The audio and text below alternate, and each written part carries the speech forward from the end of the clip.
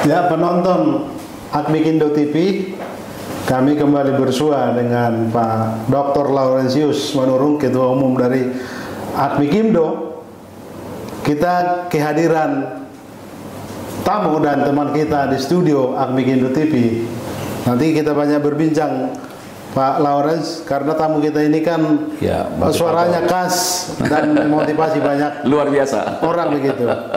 Kita kenalkan dulu Bang Saud Sitompul, motivator Ethos Nasional. Ya, terima kasih, luar biasa. Nama saya adalah Saud Sitompul, Ethos Master dan Motivator Nasional. Saya biasa keliling Indonesia mengobarkan 8 etos kerja profesional. Kenapa? Ethos itu adalah akar kesuksesan dari pengelolaan UMKM. Pak Lawrence, kita kan membentuk asosiasi pengusaha mikro kecil menengah ini. Penting juga etos semangat dalam berjuang. UMKM ini kan keder atau mundur karena kalah bersaing misalnya. Ini kan etos ini harus dimunculkan agar terus berjuang ya sampai titik darah penghabisan. Kira-kira apa pentingnya kita memikirkan etos? Terima kasih nih Pak Saud Sitompul. Ya Pak Ketua Umum, boleh datang di studio Akmikindo TV. Perbincangan hari ini, sore ini menurut saya sangat bermanfaat untuk UMKM ya. Memang UMKM ini kan udah namanya saja usaha mikro, kecil dan menengah. Kalau organisasi ini memang kita tambahin mandiri. Nah, mungkin nih Pak Saud, kenapa kita tambahin mandiri? Memang kita harapkan anggota kita, khususnya UMKM kita, bisa mandiri, independen, bertumbuh, berkembang gitu. Nah, ini diperlukan memang bagaimana semangat etos kerja untuk mencapai itu. Jadi hari ini kita bagus ini, pembelajaran yang luar biasa. Kita terima kasih nih, mudah-mudahan para anggota kita dimanapun berada 27 provinsi hari ini bisa mendapatkan pembelajaran daripada Bapak Saud Sitompul, Ethos Master Master nasional untuk sebagai motivator nasional yang akan kita harapkan bisa bermanfaat untuk kita. Silakan Pak. Silakan. Baik, terima kasih Pak Ketum. Demikian juga Mr. Hotman dan juga teman-teman. Kembali saya sebutkan, nama saya adalah Saud Sitompul, Ethos Master dan Motivator Nasional. Ada satu pandangan mengatakan demikian: kekuatan besar adalah akumulasi dari kekuatan kecil. Kalau Indonesia ingin makmur, ingin sejahtera, perkuatlah namanya ekonomi UMKM. Nah, bagaimana supaya kuat? Teman-teman pengusaha UMKM, satu kata kunci, selalu semangat. Maka nanti tolong di usaha-usahanya dikumpulkan anak buahnya, ada namanya IL-IL tiap hari. Misalnya begini, kalau misalnya pengusaha UMKM mengatakan selamat pagi, jawab timnya pagi, semangat luar biasa, gitu. Selamat siang, kerja keras, gitu. Selamat sore, target tercapai, gajian. Gitu. Selamat malam, enak tanan, maju UMKM. Itu satu kata kunci. Yang kedua, seluruh bisnis yang berkembang, satu kata kuncinya, pemimpinnya, pemiliknya, dan orang-orang di dalam itu adalah memiliki etos kerja. Etos kerja itu kalau kita bicara sederhana, antusiasme. Jadi melakukan usahanya selalu antusias. Untung semangat, tidak untung tambah semangat, itu kan. Jadi dia semangat bukan dari luar, dia semangat dari dalam. Yang kedua, etos itu kalau diartikan secara umum adalah, etos adalah keyakinan yang berfungsi sebagai panduan tingkah laku bagi seseorang, sekelompok orang, dan juga organisasi. Etos itu disebut juga namanya akar kesuksesan. Bagus. Kalau sebatang pohon yang menentukan itu banyak atau sedikit buahnya dan kekuatan batangnya tergantung akarnya. Semakin dalam akar pohon, semakin kokoh pohon itu terhadap terpan angin. Semakin dalam akar pohon, semakin banyak mendapatkan sari makanan untuk menghasilkan buah yang banyak. Demikian juga teman-teman pengusaha, pengusahanya sendiri dan timnya harus memiliki keyakinan yang unggul. Yakin sukses itu saja, pasti yakin. Karena alam itu kan menangkap pikiran kita kan. Tapi kalau kita pesimis, selalu bicara kendala, nggak mungkin kita selesai. Setiap masalah pasti ada solusi kan, bukan? Karena di balik masalah itu kan ada kekuatan. Nah, saya mengusulkan kepada teman-teman pengusaha UMKM, ada 8 etos kerja yang perlu diperkuat. 1, sadarlah. Kalau untuk karyawan, sadarlah kerja di UMKM adalah rahmat. barokah, berkat. Karena yang bekerja UMKM itu kan banyak orang melamar, tapi kan tak diterima kan tuh kan. Jadi yang bekerja di UMKM sekarang, maknailah pekerjaanmu itu adalah rahmat bagimu kan, special grace, berkat khusus kan. Nah kemudian yang kedua, kalau kita diberikan rahmat sekaligus itu etos kedua adalah kerja adalah amanah, kepercayaan. Dan setiap status itu kan dibutuhkan kepercayaan kan, itu kan. Kemudian juga setiap status memerlukan tanggung jawab. Nah, yang ketiga adalah maknailah tidak hanya sebagai rahmat, tidak juga hanya sebagai amanah. Yang ketiga itu juga sebagai panggilan, calling, passion kan, itu kan. Jadi bisnis itu, kerja itu sebenarnya passion, panggilan. Nanti kita cerita apa inti-intinya kan, itu kan. Nah, yang keempat adalah maknailah sebenarnya bisnis itu, pekerjaan itu adalah aktualisasi diri. Bagaimana mengubah potensi menjadi prestasi kan, itu kan. Nah yang kelima, ibadah tidak hanya di masjid, di kelenteng, di pura, di gereja. Bisnis dan juga pekerjaan adalah ibadah, menghadirkan sang pencipta di ruang bisnis kita kan, itu kan. Nah yang keenam adalah disebut namanya bisnis itu, pekerjaan di UMKM adalah disebut namanya seni, kreativitas. Harus kreatif. Ya, zaman terus berubah, boleh berubah, tapi kita harus kreatif kan, itu kan. Kreativitas mendahului perubahan kan, itu kan. Nah yang ketujuh adalah disebut namanya sebenarnya bisnis itu, bekerja itu di UMKM adalah kehormatan. Coba nganggur orang kan nggak terhormat kan. Betul. Ya, yang kedelapan itu adalah disebut namanya bisnis itu, pekerjaan itu adalah pelayanan. Nah masing-masing ini ada perilakunya. Kalau pengusaha UMKM dan juga karyawan sadar bisnisnya, pekerjaannya itu adalah rahmat, dua ciri perilakunya diikuti dengan aku mengelola bisnis ini dengan penuh syukur dan rasa ikhlas. Bekerja tulus, bekerja syukur dan juga rasa ikhlas. Jadi ikhlas itu artinya begini. Mungkin orang berpikir kalau ikhlas berarti gratis untuk pelanggan. Tidak. Ketika melakukan bukan digerakkan uang, tapi dari hatinya itu tulus. Kenapa? Setiap kehadiran bisnis sebenarnya kan menolong, bukan untuk dirinya kan. Maka tangan kita ini kan ada dua, satu menolong orang lain, satu menolong diri. Bisnis pun begitu. Tolong dulu pelanggan, baru kita tertolong diri kita kan, itu kan. Jadi yang pertama adalah mari kita maknai bisnis itu dan bekerja di UMKM adalah disebut namanya rahmat. Aku bekerja ikhlas penuh rasa syukur. Nah di bisnis itu ada tiga yang didapat sebagai rahmat. Yang pertama, setiap pengusaha itu, setiap karyawan itu kan mendapatkan namanya general grace. Apa itu? Barokah umum, berkat umum, oksigen.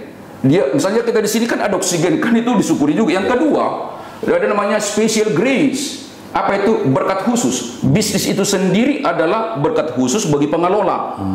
Pekerjaan itu adalah khusus baginya. Kenapa? Karena yang lain kan nggak dapat. Ada ingin orang berusaha UMKM, tapi sampai sekarang nggak berhasil.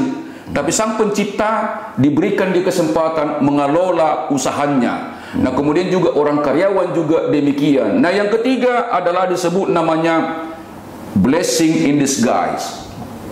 Dia datang melalui penderitaan. Jadi kalau teman-teman misalnya hari ini rugi, tenang saja gitu. Misalnya ada pemangkasan anggaran dari pemerintah, tenang, yang penting semangat itu kan. Nanti berikutnya akan normal kembali itu. Jadi kata kunci adalah mulai sekarang bersyukurlah dengan ada bisnis ini, dengan UMKM. Kedua juga bersyukurlah dengan bekerja, kelolalah dengan ikhlas penuh rasa syukur. Bukan berarti nggak dibayar ya. Beda orang yang ikhlas mengelola bisnis dengan tidak. Kalau yang ikhlas itu dia selalu ceria melayani pelanggannya kan, itu kan. Selalu ceria melakukan pekerjaannya. Itu kata kekuatan dari sebenarnya bisnis, kerja adalah rahmat, grace kan. Nah yang kedua, kita harus sadar juga bisnis kita itu, pekerjaan kita itu juga adalah amanah. Apa itu amanah? Amanah itu kan kepercayaan. Kenapa pengusaha mendapatkan pelanggan? Karena pelanggan percaya pebisnis itu akan bagus, dia punya beli barang yang dibelikan itu kan. Nah hanya di sini memang perlu disadari oleh teman-teman pengusaha dan juga karyawan. Jadi kalau dikatakan amanah berarti ada harapan yang ingin dipenuhi. Contoh, kalau kita berbisnis, apa harapan pelanggan dari kita? Pertama kualitas, kan itu kan. servisnya bagus kan itu kan, tepat waktu kan itu kan, berkualitas, jangan merugikan mereka. Kemudian juga, tetapi juga kalau dia misalnya pengusaha, apa harapan karyawan dari pengusaha itu? Ya.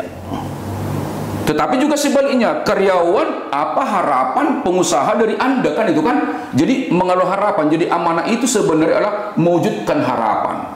Nah di sini yang dibutuhkan namanya, kalau dia etos 2 sudah sadar kerja adalah amanah, 2 cirinya, aku bekerja benar, penuh tanggung jawab. Jadi kalau orang memaknai bisnis itu adalah amanah, pekerjaan amanah, dia bekerja benar, penuh tanggung jawab. Namanya tanggung jawab kan, dalam bisnis itu ada risiko. Jangan pernah membuat rugi pelanggan. Lebih bagus bayar dia impas asal berikutnya dia bisa berbisnis kan itu kan. Jadi nggak boleh kita hanya melihat diri kita, tapi bagaimana pelanggan senang. Karena apa? Kita adakan untuk pelanggan. Nah yang ketiga disebut namanya bisnis itu, kerja itu adalah panggilan. Kalau orang sudah level panggilan bisnis itu, dan juga karyawan sudah memaknai kerja panggilan, 2 ciri umumnya. 1, dia bekerja tuntas, penuh integritas. Tuntas artinya dia tidak mau senang kalau belum selesai. Juga dia tidak mau pulang kalau dia tidak selesai. Nah kemudian juga kalau dia punya integritas. Yang pertama, kalau dia karyawan, tanda-tanda karyawan yang punya integritas adalah diawasi bos, bekerja benar, tidak diawasi pun bekerja benar. Demikian juga misalnya kalau pengusaha, kalau misalnya kan ada UMKM itu dagang kan itu kan, ini pun timbangan nggak boleh diubah. Harus jujur. Karena besok sama saya selalu katakan pengilustrasinya, kalau pengusaha itu, tapi hitung-hitungan yang tepat. Coba tiru itu pengusaha kacang. Pengusaha kacang kan tidak pernah dikurangi itunya kan, takarannya kan, bahkan ditambahkan. Artinya apa? Kalau pengusaha itu yang benar, tolong di atas harapan dari pelanggan, tapi dengan catatan jangan rugi juga kan. Itu harus cermat juga perhitungan. Nah dari mana kita tahu seorang pengusaha, seorang karyawan, dia itu sudah level panggilan atau passion? Gampang melihatnya. 1, pengusaha itu ketika dia di usaha itu selalu antusias. Antusias dia. Wajahnya itu kelihatan menyala-nyala itu. Kedua juga karyawan juga sudah level namanya panggilan. Yang kedua, dia itu adalah kairos. Dalam bahasa Yunani kan 2 waktu, kronos dan kairos. Kronos itu kan waktu berjalan tanpa makna spiritual. Tapi kalau kairos, dia melalui waktu itu menghadirkan spiritualitas atau disebut namanya kehadiran Sang Pencipta kan. Jadi kalau orang yang sudah kairos lupa waktu dia, katakanlah jam kerjanya itu jam 8 sampai jam 5, jam 3 itu jam 5 itu seolah jam 3 gitu kan. Dan dia juga rela altruisme, rela berkorban. Kan ada pengusaha kita lihat itu kan, kalau dia sudah level panggilan itu atau calling itu, dia itu pengusaha-pengusaha kan dari duitnya sendiri pun dikasih, nggak apa-apa, sebar sendiri kan itu kan. Yang penting senang. Jadi kita mau pengusaha itu jangan dikeluhkan usahanya, syukuri, tanggung jawab, dan juga selalu lakukan yang terbaik kan itu kan. Nah kemudian juga yang keempat itu, apa artinya usaha itu aktualisasi? Aktualisasi adalah mengubah potensi menjadi prestasi kan itu kan. Hidup kita ini sebenarnya dalam kandungan kan the winner.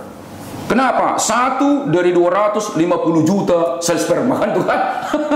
1 dari 250 juta sel sperma. Dalam kandungan kita sebenarnya sudah the winner, sang pemenang. Kenapa orang gagal? Ya malas.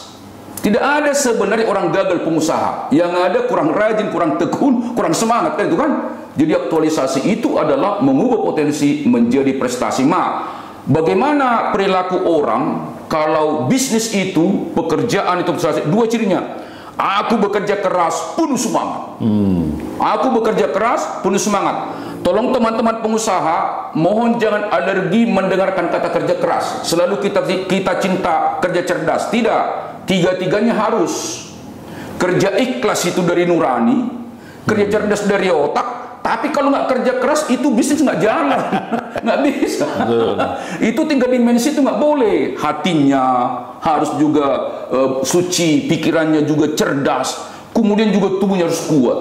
Nah, yang jadi masalah adalah kenapa orang pengusaha gagal dan juga karyawan gagal. Ada satu cerita di negeri Cina, 2 gunung. Namanya Gunung Tahyung dan Wangku. Nah, 2 gunung ini pagi-pagi terbit matahari selalu menutupi cahaya, akibatnya tanaman dan juga anak-anak di desa ini nggak tumbuh subur dan juga pucat. Adalah seorang ayah dengan 2 anak.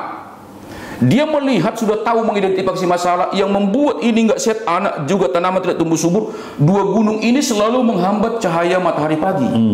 Dia undang rapat malam itu. Hai bapak-bapak, tahukah apa yang menyebabkan anak kita nggak sehat, tanaman tidak tumbuh subur? Karena gunung itu tiap hari tidak bisa lancar memancarkan cahaya ke anak-anak ini dan juga kepada tanaman. Maukah mulai besok kita hancurkan gunung itu? Pengusaha ada 2, 1 dominan rasionalitas, yang kedua kuat spiritualitas. Yang di sana itu mayoritas rasional. Mana mungkin gunung sebesar itu bisa dihancurkan? Langsung rasional. Dibandingkan dirinya dengan gunung kan. Tapi kalau satu ayah dua anak ini katakan, bagi Anda nggak mungkin, bagi saya dengan 2 anak saya mungkin. Maka mulai besok mereka memacu. Lewatlah sebagian semalam yang rapat. Hei orang tua, dengan 2 anak mana mungkin gunung sebesar ini bisa dihancurkan? Iya, bagi Anda nggak mungkin, tapi bagi saya dengan anak saya mungkin. Terus mereka semangat. Kalaupun besok saya meninggal, anak saya ini akan meneruskan. Rupanya sang dewa melihat keseriusan mereka ini. Dewa di singgasananya kan Tuhan. Dibantu mereka, gunung datar, cahaya matahari bersinar, kemudian juga tanaman tumbuh subur, anak-anak pun sehat. The point is, kenapa gagal orang? Ada gunung Tahyung dalam dirinya. Yang selalu menutupi. Iya, menutupi. Apa itu? Kemalasan, pesimisme. Itu dia. Jadi sebenarnya siapa yang menghancurkan itu? Iya, kita sendiri.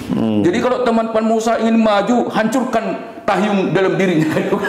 Apakah itu? Ya teman-teman yang tahu kan. Saya mendorong, dan saya juga sebagai motivator juga pengusaha juga kan. Di konsultan, buktinya keliling Indonesia juga kan. Padahal saya sendiri kan, kata kuncinya selalu memberikan yang terbaik kan itu kan. Jadi teman-temanku, bisnis itu adalah aktualisasi diri kan. Kenalilah apa gunung penghambat dalam diri. Siapa menghancurkan itu? Diri kita sendiri. Jadi saya kira dengan mendengarkan ini YouTube ini dari kita punya channel, berubahlah ya. Jadi yang lalu biarlah berlalu. Artinya apa? Mulai hari ini dilarang hukumnya mengeluh apapun yang terjadi di luar bisnis kita. Selalu bersyukur, bersemangat. Kenapa orang bersemangat? Selalu mendapatkan ide-ide brilian. Tapi kalau yang pesimis, biasanya dia kehilangan ide-ide kan. Nah yang kelima, teman-temanku semua, ini sangat mulia pesan etos ini. Bisnis itu, pekerjaan di UMKM itu adalah ibadah. Apa artinya ibadah? Penyerahan diri secara total kepada Sang Pencipta sesuai dengan agama kita masing-masing. Jadi jangan pernah dari sisi etos, sahabat pengusaha dan karyawan, jangan pernah pisahkan nilai ibadah dengan profesionalisme. Justru pengelolaan profesional sebenarnya dasarnya spiritualitas. Karena oksigen sendiri kan modal kita juga kan. Kecerdasan dari mana? Kan dari Sang Pencipta juga kan. Jadi jangan pernah pisahkan dunia ibadah. Kayaknya dunia ibadah di rumah ibadah itu kan ritual. Kalau ini kan nilai-nilai bagaimana menghadirkan Sang Pencipta melalui pengelolaan supaya kita berkualitas. Nah, kalau kita memaknai bisnis, pekerjaan sebagai ibadah, 2 cirinya. Serius, penuh kecintaan. Serius, penuh kecintaan. Sama dengan kalau kita dengarkan khotib atau pendeta atau pengkhotbah, kan serius mendengarnya. Penuh kecintaan, serius.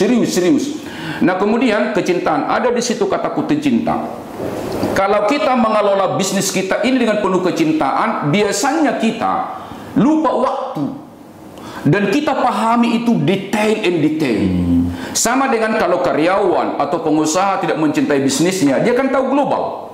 Orang yang global memahami bisnisnya nggak mungkin maju. Jadi cintailah bisnisnya, ya, lakukanlah yang terbaik. Dan juga kalau orang mencintai bisnisnya, dia rela berkorban. Sama dengan kalau kita dulu waktu muda kan, pasangan kita misalnya tanpa diminta apa-apa kan kita berikan.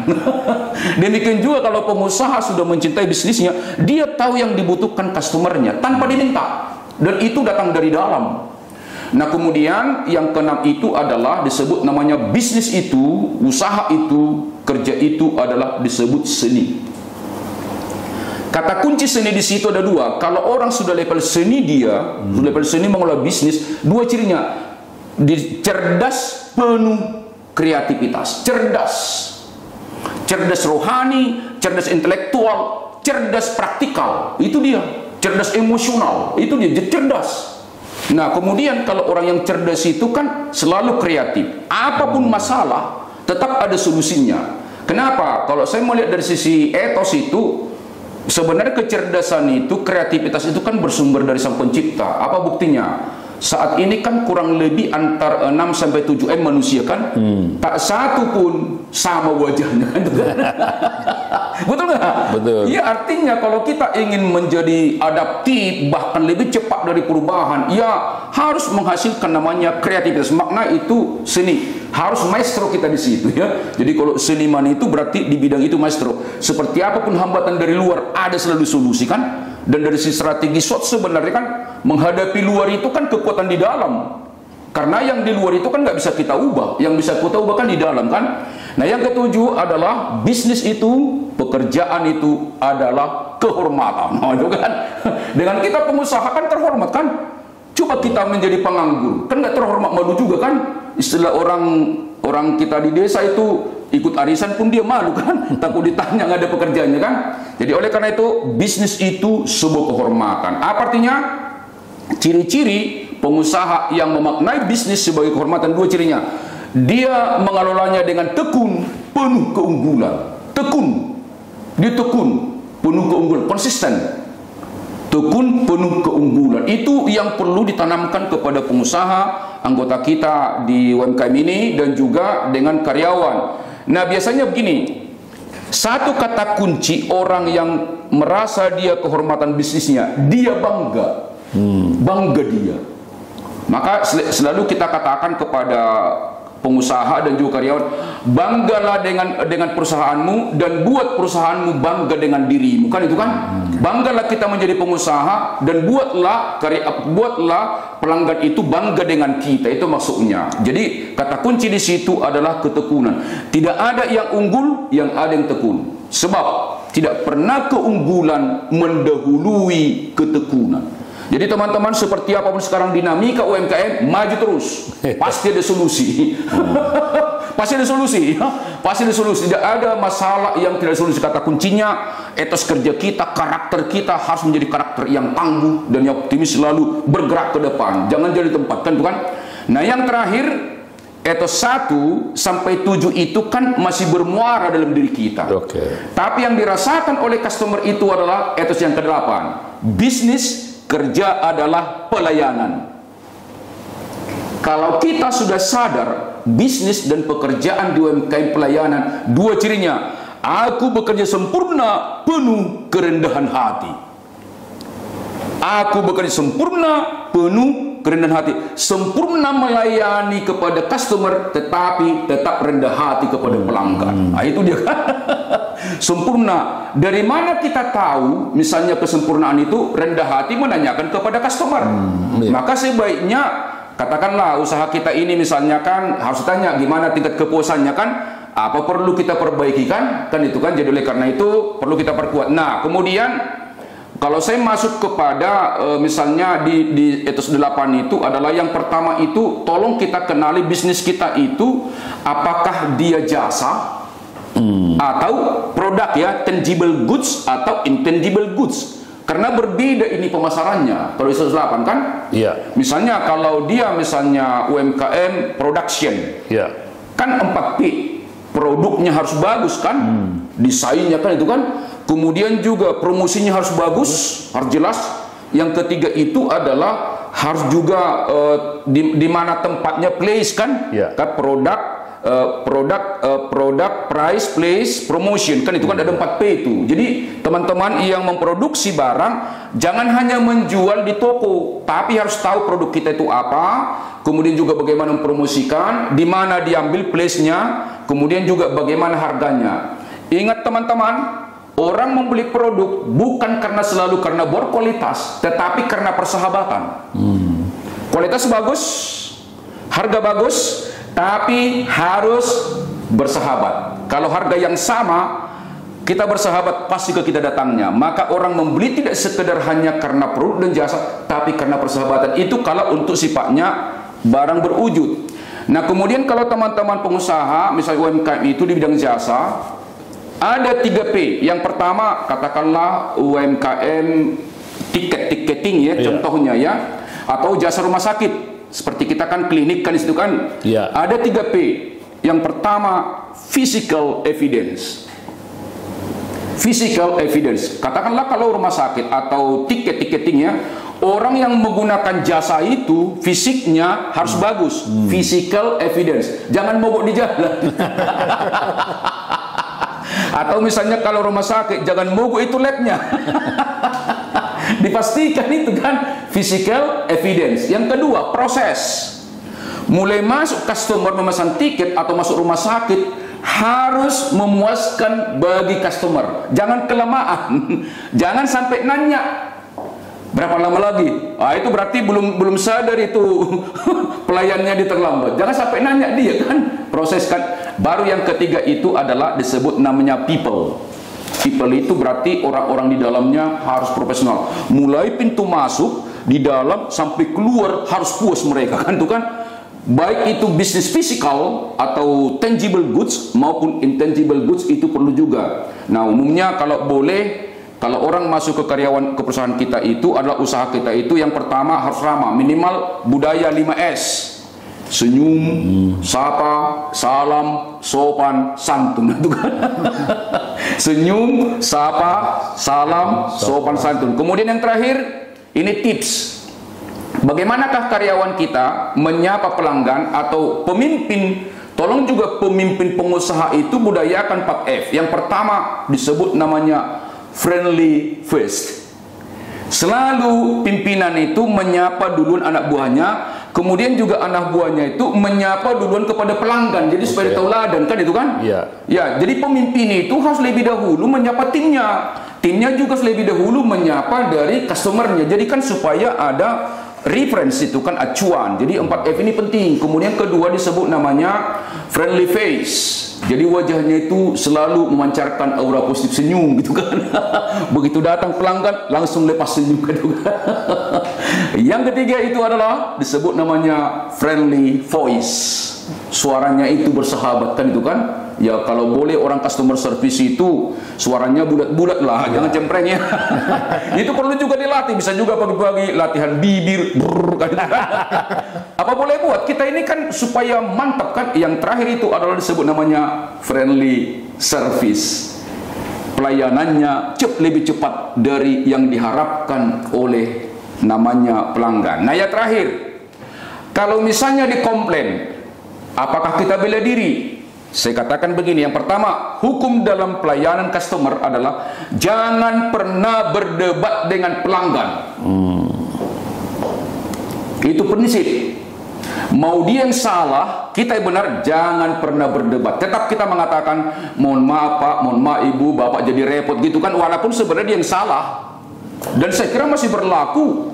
Ya, mereka ini seperti tidak hanya sebagai raja, tapi yang tertinggi itu disebut namanya partner. Sahabat kita itu. Jangan dikecewakan sahabat lah kan itu kan. Nah, kemudian kalau mereka misalnya komplain, kalau kita mengatakan jangan berdebat, jangan bela diri, tapi kasih bantal. Bantal itu singkatan dari B. Kalau ada pelanggan mengeluh, tolong bersyukur. Bersyukur kita dia komplain kan itu kan, bantal kan, bersyukur. Soalnya gini kan, saingan kita kan banyak juga yang lain kan. Kalau kita misalnya nggak bersyukur dengan itu, dia pergi nggak dikasih tahu juga kan. Nah, yang kedua apresiasi. ucapkan terima kasih padanya dia. Terima kasih dikasih masukan kami Pak, gitu kan? Apresiasi. Nanya, itu nanya. Coba diambil pulpen, diambil seperti beliau Pak Ketum, ya, ambil pulpen, kemudian juga ambil catatan. Supaya kita kan serius kan? Ya. Didengar sungguh-sungguh, dicatat semua. 1, 2, 3. Itu kan berarti kan kita serius menghandle dia punya komplain kan, itu kan? Ya. Baru tegaskan. Pak, sebelum kita mengambil keputusan, mohon saya bacakan kembali ya, tegaskan. 1, 2, pas, mantap kan itu kan? Baru setelah itu 2 pilihan. Kalau karyawan itu, customer service itu mengambil keputusan, tidak perlu diantar. Hanya itu antar maksudnya, antar kepada pengambil keputusan, diantar. Misalnya kalau di sini harus Pak Ketum mengambil keputusan, orang bawah diantar. Tapi kalau mereka bisa putuskan, nggak diantar, putuskan langsung. Baru yang terakhir itu L, layani. Layani di situ adalah keputusan yang diambil oleh pengambil keputusan harus di atas harapan dari yang komplain. Supaya apa? Supaya dia kembali bersahabat dengan kita. Kalau di bawah lari juga dia. Jadi memang disitulah bisnis itu altruisme juga kan, untuk bidang tertentu, tidak untuk semua kan. Untuk orang tertentu harus altruisme. Jadi inilah yang perlu saya bagikan kepada sahabat-sahabat UMKM di seluruh Indonesia. Kalau ini dihidupi oleh pengusaha, demikian juga oleh karyawan, pasti dahsyat, luar biasa. Seperti apapun gempuran dari luar, di dalam kita pasti kuat untuk memperkuat. Oleh karena itu, bisnis itu, kerja itu adalah rahmat, amanah, panggilan, aktualisasi, ibadah, seni, kehormatan, pelayanan. Sukses untuk sahabat semua yang luar biasa. Terpesona kita Pak. Itulah kekuatan bangsa ini akan hebat kalau kita punya etos.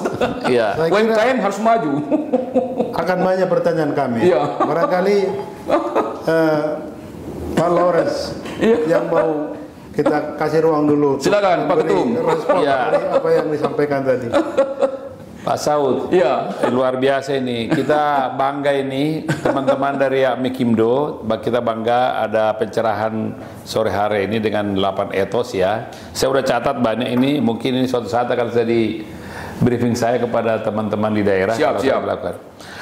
Begini Pak, Pak Saud, kalau kita bedah UMKM ini, ada 64 juta 500 jumlahnya. Tetapi 63 juta itu adalah mikro. Mikro ya? Mikro itu adalah kita lihat sepanjang jalanan. Yang modalnya kurang dari 1 miliar dan omsetnya kurang 2 miliar. Kemudian yang kecil itu sekitar 770 ribu ya. Kemudian yang menengah itu 7.000. Dan yang pengusaha besar yang itu ada UMKM, konglomerat itu sebenarnya 5.500 saja. Sehingga UMKM kita itu sebenarnya ada 99,9% totalnya jumlah. Jadi betul Bapak tadi mengatakan UMKM itu adalah motor penggerak untuk pengentasan kemiskinan, penciptaan lapangan kerja itu 97% dari total. Yang ini dari apa tadi yang Bapak sampaikan ini, cuman ada khususnya mikro ini. Makanya saya selalu mengatakan kalau kita bicara UMKM sebenarnya ada tataran mikro. Di mikro ini sering saya katakan ada dua model mereka muncul. Ada mereka betul-betul berusaha karena memang betul direncanakan. Betul saya berusaha untuk kuliner, mau usaha bakso, direncanakan. Betul-betul dia pelajari bagaimana berusaha, bagaimana bahan bakunya, bagaimana di mana dia. Ini biasanya ini lebih gampang sukses. Tapi yang kedua ada yang saya katakan sering karena by accident, karena kecelakaan. Pertama kecelakaan dia dengan kondisi sekarang ini kita lihat ada penghematan, ada COVID dulu terjadi PHK. Orang-orang ini umumnya gini, daripada dia tidak bisa melanjutkan kehidupan yang baik, dia mau berusaha. Ini yang sering terjadi. Yang kedua mungkin dia dengan pendidikan yang mungkin sampai 1 ternyata juga belum mendapatkan pekerjaan. Ini juga mereka berusaha. Yang ketiga karena mungkin persoalan-persoalan di rumah juga, ini orang kok nggak bisa berusaha gitu loh. Ini jumlahnya besar. Dan mikro ini berpendidikannya rata-rata di bawah SLTA. Hampir 50% itu berpendidikan SD. Nah, kemudian mereka umumnya ini di lokasi-lokasi banyak ini dari mulai pedesaan sampai kota kalau mikro ini. Iya, Bu. Yang menjadi pertanyaan saya Pak Saud, dengan konsep yang 8 etos ini, Iya. khusus yang mikro ini bagaimana mereka itu bersemangat tadi, terutama dari 8 ini tadi kan ya, harus bisa mereka mengaktualisasikan dirinya dengan mulai dia menganggap berbisnis saudara rahmat, panggilan, amanah, aktualisasi, ibadah, sinik, kehormatan dan pelayanan. Nah, ini pengalaman saya untuk berhadapan dengan mereka ini, ketangguhan, kekuatan mereka untuk berbisnis ini kurang. Apalagi usaha mikro. Makanya cenderung mikro ini, bulan ini usaha tempe, bulan depan usaha tahu. Hari ini mereka usaha A, besok-besok ini, karena memang tidak dipersiapkan dengan baik dan juga mereka tidak mempunyai ini. Nah, ini mungkin Pak, tolong dari ini bagaimana kita untuk memberikan ini motivasi tadi 8 etos itu sehingga mereka bisa bertumbuh dengan kondisi yang sekarang ini Pak. Ya, biasanya begini, itu kembali setiap orang kan digerakkan oleh values. Iya, nilai. Nah, saya pengalaman kalau di perusahaan itu, apalagi yang karir perusahaan ya. Tadinya kan kawan-kawan ini kan dimaknai bekerja itu adalah sebagai mencari uang. Iya, betul. Saya sadarkan di situ etos 5. Kerjalah ibadah.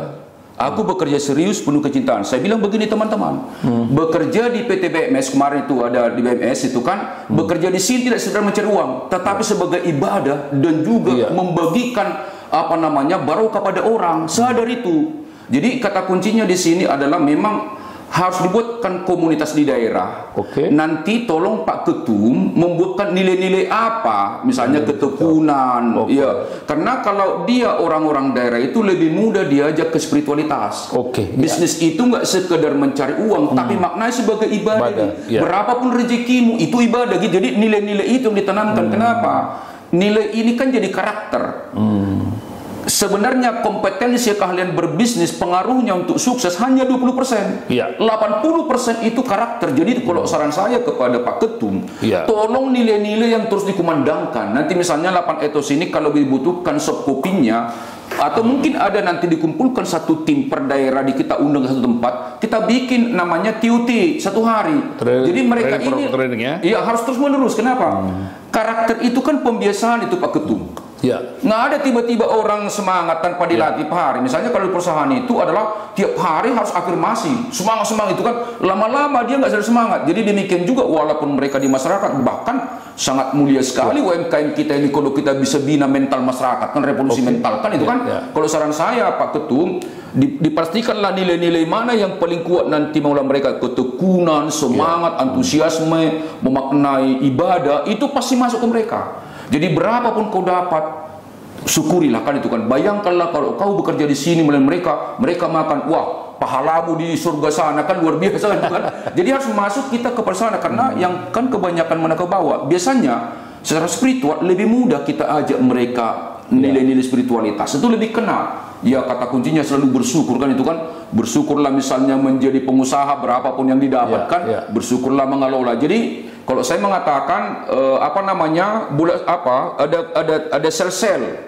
Jadi nanti tolong Pak Ketum di provinsi dibentuk tim yang punya panggilan lah sebagai trainer gitu ya. Kemudian juga di kabupaten, baru nanti siapa yang berhasil misalnya antara mereka diangkat juga menjadi trainer, itu role model kan itu.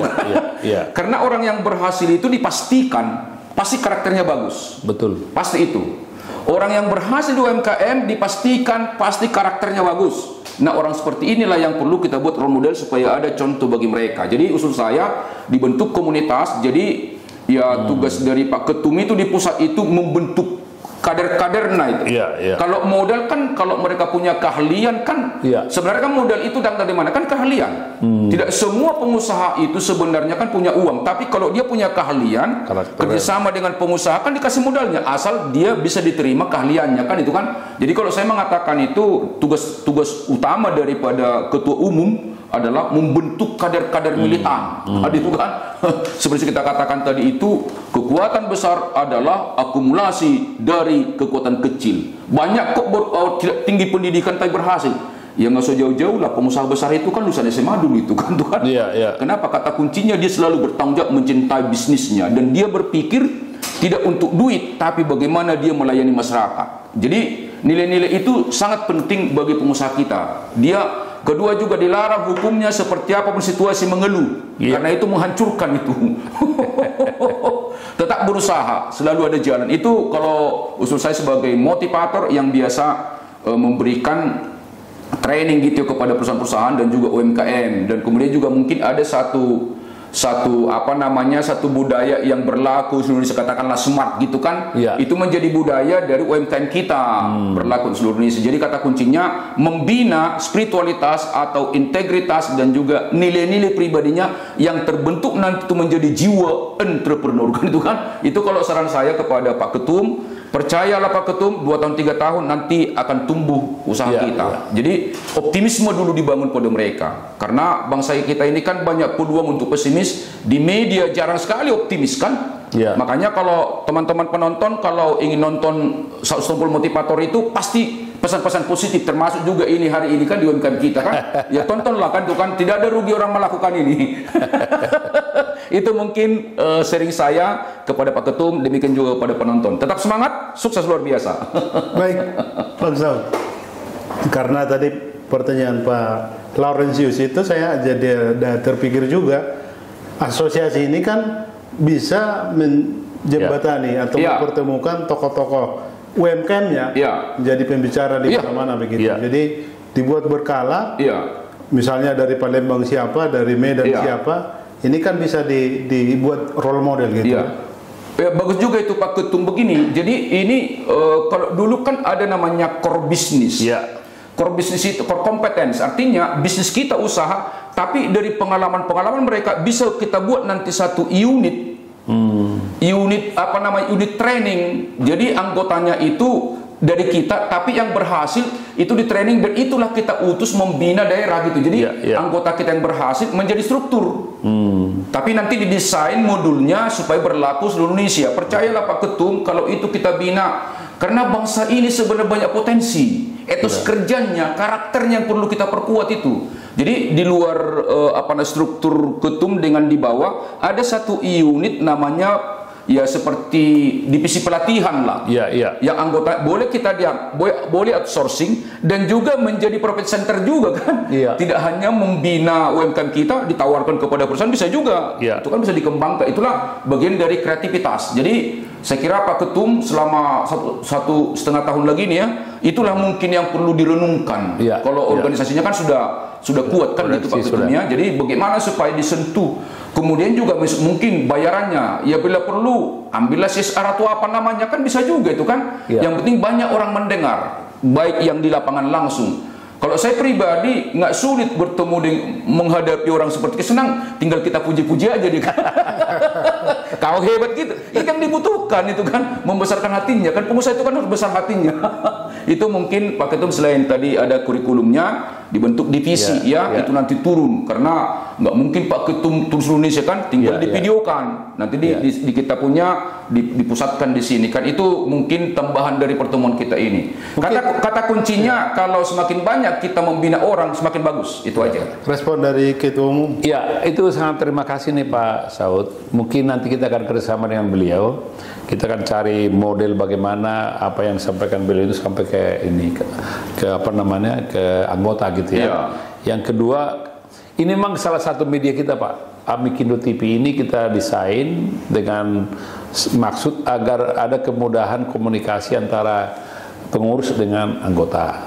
Di samping itu sebenarnya kita juga ada ini Pak, ada lembaga bantuan hukum Amikindo Mandiri Jaya, sehingga apabila para anggota ini ada kesulitan untuk berhadapan dengan mitranya, perlu advokasi, kita udah. Yang ketiga sebenarnya kita punya koperasi Pak, Koperasi Nasional Amikindo Persatu, untuk membantu mereka memasarkan produknya, memenuhi kebutuhannya dan juga pendanaan.